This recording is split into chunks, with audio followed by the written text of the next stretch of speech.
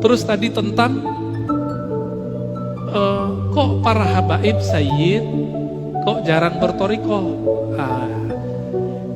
Antum baca buku namanya Al-Manhaj As-Sawi karya Habib Zain Sumaid ya. Beliau yang mendirikan Rabithah Alawiyah.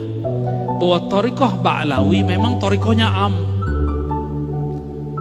Makanya kalau Pak Khairul nanya, Beb, antum torikohnya apa? Ya pasti dijawab, atuk saya, datuk saya sudah begitu. Cukup Pak, itu khas untuk para habaib. Kita nggak bisa begitu. Di darah mereka ada darah putih Rasulullah SAW. Maka mereka sedikit saja tasdik tentang abahnya, jidnya, itu langsung usul kepada Allah. Namun secara hukum alam, habaib tidak habaib kalau nggak ngaji ya jahil. Sama dengan orang biasa. Habib kalau nggak ngaji sama ke orang awam. Tapi kalau habib ngaji, kita kalah langsung Pak. Kenapa kita kalah langsung? Karena dia punya mahabbah yang tinggi kepada jin-jinnya dan Sayyid Al-Alamin baginda Nabi Muhammad SAW. Kalau kita kan mencoba mencari rasa dulu, tapi untungnya Nabi menyebutkan nasab itu ada dua. Ada nasab warasah, ada nasab jisim. Ahlu bait. Maka ahlu bait ini ada dua.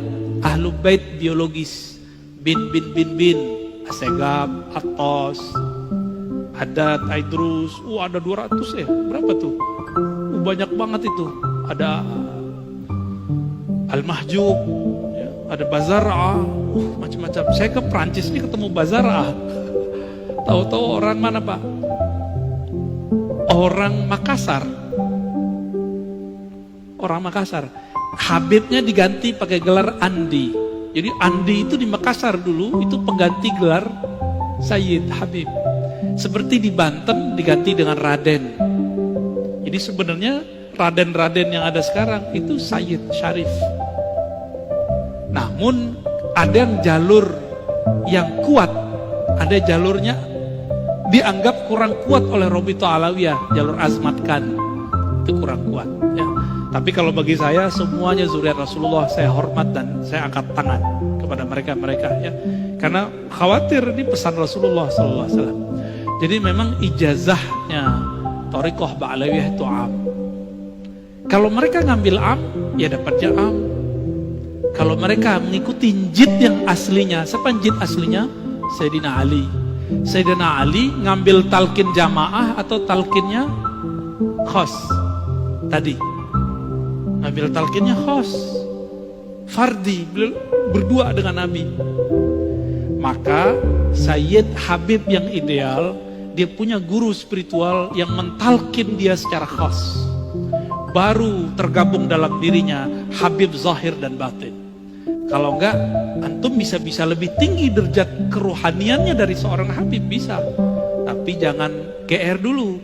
Dia punya jid namanya Ali, punya jiddah namanya Fatimah. Itu beres urusan mereka tuh. Punya Hasan wal Husain yang Nabi katakan Sayyidah Syababil Jannah. Jadi mereka kirim Fatihah aja atau salawat kepada Nabi, lalu keluarga Nabi langsung bergetar itu dirinya. Coba lihat Al-Habib Umar. Setiap salawat beliau sudah hanyut Pak. Hanyut beliau langsung. Karena cerita tentang jidnya beliau. Baginda Nabi Muhammad SAW. Namun hati-hati para habaib sayyid ini jangan mengerdilkan rahmat Allah. Kan ada tadi jalur zuriat nur yang turunnya ke ulama meskipun bukan anak biologis Rasulullah. Makanya dulu para sadah, para asyraf, mereka juga berguru ke kiai-kiai yang bukan sayyid. Kenapa? Mereka menganggap walaupun saya sayyid, antum pewaris ilmu jid aneh, gitu ngomongnya. Maka mereka pun juga ngaji kepada para masyayikh, para kiai yang bukan sayyid. Karena pada hakikatnya pewaris Nabi itu bukan pewaris jisim saja, tapi al-ulama warasatul anbiya. Siapa saja yang ada nur khasyah, Rasa takut kepada Allah di kolbunya, adalah pewaris Rasulullah yang sebenarnya. Meskipun tidak ada sayyidnya, tidak ada habibnya. Jika nanti dikumpulkan di hari kiamat, yang pertama Nabi panggil ya dia. Kira-kira begitu, ya. Jadi kita nggak boleh suzon Pak sama habaib, nanti suul adab Pak, gugur semua torikot Bapak nanti, zikir-zikir Bapak hilang ntar, sholawatnya nggak nyampe. Nah, ini terakhir saya jawab, ada sebuah sholawat yang diajarkan Nabi, hadis Sahih Bukhari Muslim. Apa kata Nabi? Bacalah sholawat, Allahumma sholli ala Muhammad wa ala alihi wa azwajihi wa dzurriyyatihi. Ya Allah, sampaikan salam, sholawat rahmat kepada Muhammad, Nabi Muhammad, keluarga Muhammad, istri-istri Muhammad, dan keturunannya. Ini mukjizat Nabi.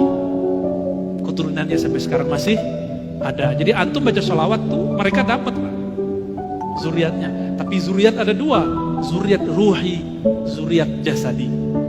Jadi kita yang bukan raden, bukan sayyid, punya kesempatan menjadi zuriat ruhi. Semoga kita bagian dari mereka, amin ya rabbal alamin.